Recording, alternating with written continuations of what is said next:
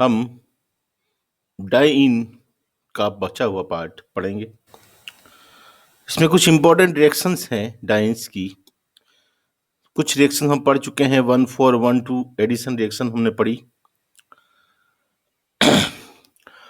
दूसरी रिएक्शंस जो बाकी है, इसमें एक है डिल्स एल्डर रिएक्शन। काफी इंपॉर्टेंट रिएक्शन है, इसको डिल्स एल्डर रिएक्शंस भी कहा जाता है। It involves addition of alkene to a conjugated diene resulting in the formation of cyclic product. It involves addition of alkenes, also called dienophile. Alkene का योग जब किसी संयुग्मित डाइन पर किया जाता है तो चक्रीय उत्पाद प्राप्त होता है। इसे हम डिल्स एल्डर रिएक्शन कहते हैं। It is also called 1,4 cyclic addition reaction. इसे 1,4 चक्रीय योगात्मक अभिक्रिया भी कहते हैं। सिंपल रिएक्शन है, जैसे दिस इज कंजुगेटेड डाइन्स है जिस पर एल्कीन का योग हो रहा है, जिसको हम डाइनोफाइल कहते हैं। तो ये इस प्रकार से होगा कि ये डबल बॉन्ड, ये डबल बॉन्ड, ये डबल बॉन्ड तीनों टूटेंगे और हमें एक साइक्लिक कंपाउंड बनेगा और एक डबल बॉन्ड रह जाएगा, जिसको हम कहते हैं, जैसे अगर हम 1,3-ब्यूटाडाइन की एथीन से रिएक्शन करवाएं तो साइक्लोहेक्सीन एज ए प्रोडक्ट प्राप्त होगा। This reaction is faster in presence of electron withdrawing group in alkene, such as CO, C double bond O, C double OH, CN, NO2, etc., and electron donating group in diene, e.g. alkyl group.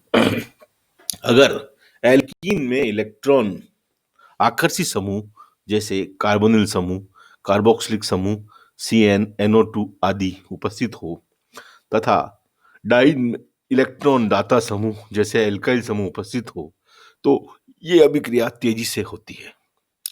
जैसे example बताएं, अगर हम 1,3-ब्यूटाइन की अभिक्रिया acrolein से करवाएं जिसमें CHO लगा हुआ एल्कीन के एथीन के साथ, तो यह अभिक्रिया आसानी से होती है और हमें उत्पाद के रूप में बेंजल्डिहाइड का व्युत्पन्न प्राप्त होता है। अगर दोनों डबल बॉन्ड होते हैं तो इसे हम कहते हैं बेंजल्डिहाइड। यहाँ डबल बॉन्ड नहीं है, इसके कहलाएगा 1,2,5,6 टेट्राहाइड्रोबेंजल्डिहाइड प्राप्त होता है। चक्रीय उत्पाद प्राप्त होते हैं। इस अभिक्रिया की स्टीरियोकेमिस्ट्री, त्रिविम रसायन देखें तो since product obtain in this reaction is cis, so cis diene react faster as compare to trans diene. Cyclic addition reactions में अगर दोनों पार्टिसिपेट करने वाले ग्रुप एक तरफ हों तो अभिक्रिया आसानी से होती है, जबकि अगर अलग अलग पोजीशन पे हों तो ये क्या है, एक दूसरे में साइक्लिक योग में बाधा उत्पन्न करते हैं, इसलिए अभिक्रिया स्लो होती है। इसके अलावा Diels Alder reaction show high degree of stereospecificity. मतलब ये कि कौन सा रिएक्टेंट लिया है उसके साथ बीट होने वाली डिल्स एल्डर अभिक्रिया त्रिविम विशिष्ट होती है। यानी कि जैसे ब्यूटाडाइन की अभिक्रिया मैलिक एसिड से कराएं, मतलब कि सिस रिएक्टेंट से, सिस क्रियाकारक से करवाएं, समपक्ष क्रियाकारक से करवाएं, तो प्राप्त होने वाला उत्पाद भी समपक्ष यानी कि सिस होगा। और अगर हम ट्रांस फ्यूमेरिक एसिड से करवाएं तो बनने वाला उत्पाद भी विपक्ष होगा। इस प्रकार ये एक स्टीरियोस्पेसिफिसिटी रखने वाली स्टीरियोस्पेसिफिक त्रिविम विशिष्ट अभिक्रिया होती है। क्रियाविधि देखें, the reaction proceed via A cyclic transition state with simultaneous breaking and formation of bonds. This type of reactions are also known as concerted reactions. इस अभिक्रिया में पुराने बंध का टूटना और नए बंध का बनना साथ साथ होता है तथा हमें एक चक्रीय संक्रमण अवस्था प्राप्त होती है। इसलिए इसे कॉन्सर्टेड रिएक्शन भी कहते हैं, यानी कि एक पद में होने वाली अभिक्रिया भी कहते हैं। और हमें उत्पाद के रूप में साइक्लोएल्कीन प्राप्त हो। देखो ये बॉन्ड अब इसमें अपन समझे कि ये बॉन्ड टूट रहा है उतना ये बंध बन रहा है, जितना ये बंध टूट रहा है उतना ये बंध बन रहा है, जितना ये बंध टूट रहा है ये बंध बन रहा है, और हमें चक्रीय संक्रमण अवस्था प्राप्त होती है। इस प्रकार ये डिल्स एल्डर अभिक्रिया हमने पढ़ी, इंपॉर्टेंट रिएक्शंस हैं। अब हम बात करें, हम संयुग्मित डाइन्स पढ़ रहे हैं इस चैप्टर में विशेष रूप से, तो ये पाया गया कि संयुग्मित डाइन्स जो होती है वो अन्य डाइइनों से ज्यादा स्थायी होती है। तो हम स्टेबिलिटी की बात करेंगे, स्टेबिलिटी पढ़ेंगे, stability of conjugated dienes. Conjugated dienes are more stable than other डाइनों से संयुग्मित डाइन ज्यादा स्थायी होती है। This extra stability can be explained by following two theories, एक resonance theory and molecular orbital theory. अनुनाद सिद्धांत और आणविक कक्षक सिद्धांत यानी कि मॉलिक्यूलर ऑर्बिटल थ्योरी से हम इसको समझा सकते हैं कि ज्यादा स्थायी क्यों होती है। सबसे पहले हम बात करें अनुनाद थ्योरी या resonance theory. One three butadiene can be regarded as resonance hybrid of following resonating structures. हम जानते हैं नाम ही इसका क्या है, संयुग्मित डाइन, यानी कि इनमें कंजुगेशन या संयुग्मन होता है। जब किसी अणु में, मॉलिक्यूल में संयुग्मन होता है तो उसकी अनुनादी संरचनाएं संभव होती है, और जब अनुनादी संरचनाएं संभव होती है तो अणु अनुनादी संरचनाओं द्वारा अपनी ऊर्जा को कम कर स्थायित्व ग्रहण कर लेता है।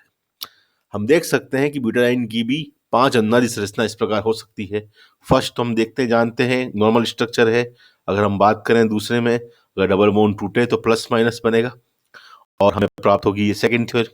सेकंड, इसी प्रकार से ये प्लस डबल बॉन्ड के साथ संयुग्मन में है तो ये टूटेगा तो यह बनेगा प्लस माइनस, ये थर्ड अनुनादी संरचना बता सकते हैं अपन। उसके बाद जिस प्रकार से प्लस माइनस प्लस इस प्रकार बना, उस तरह से माइनस प्लस इधर भी आ सकता है और ये प्लस यहाँ भी जा सकता है। इस प्रकार से इसकी और भी आंशिक अनुनादी संरचनाएं प्राप्त हो सकती है, परंतु वो कम स्थायित्व वाली होती है। इन सभी अनुनादी संरचनाओं में सबसे अधिक कंट्रीब्यूटिंग या योगदान वाली संरचना फर्स्ट होती है, जो जिसमें कि कोई चार्ज नहीं होता है।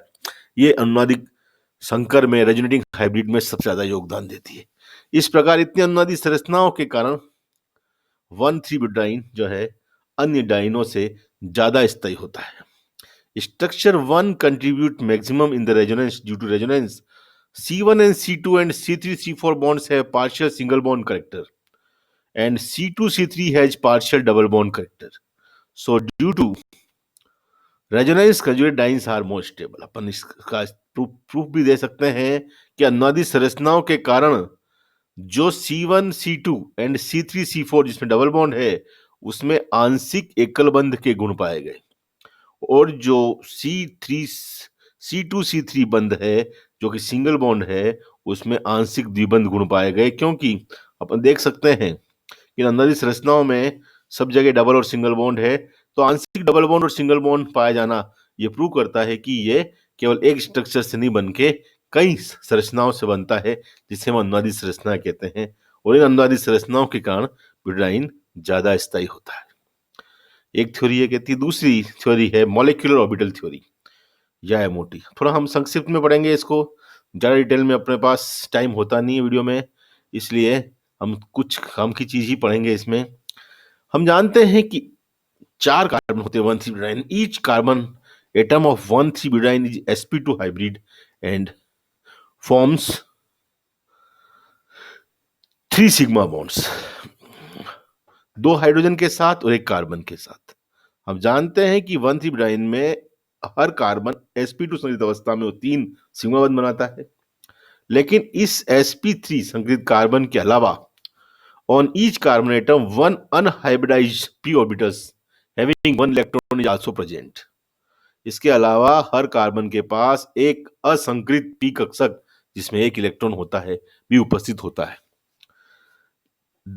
ये सभी p कक्षक एक ही प्लेन में, एक ही तल में होते हैं, इसलिए सभी आपस में क्या कर सकते हैं, कॉम्बिनेशन कर सकते हैं, जिसको अपन एमओ थ्योरी कहती है, linear combination of atomic orbitals.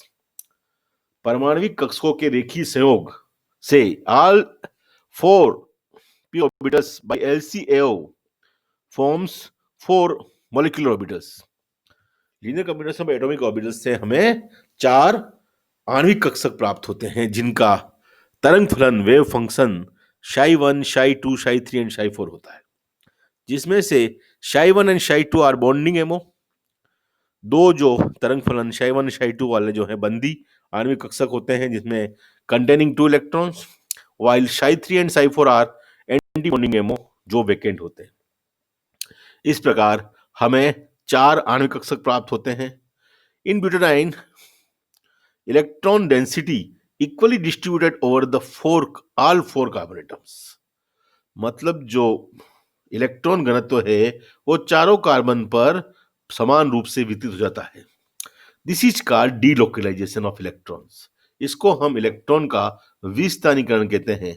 और इस विस्थानीकरण से due to this delocalization 1,3 butadiene is more stable as compare to other dienes. क्योंकि इस एमओ के बनने से इलेक्ट्रॉनों का विस्थानीकरण होता है, जिस विस्थानीकरण से ऊर्जा में कमी होती है और अणु स्थायित्व ग्रहण करता है। इसका फिगर आप बुक में से, ऑर्गेनिक की बुक में आप देख सकते हैं कि इस प्रकार से जो शाई 1 शाई 2 जो होते हैं, शाई 1 में कोई नोड नहीं होता है, शाई 2 में एक नोड होता है, शाई 2 में 2 नोड बनते, किस प्रकार बनते हैं।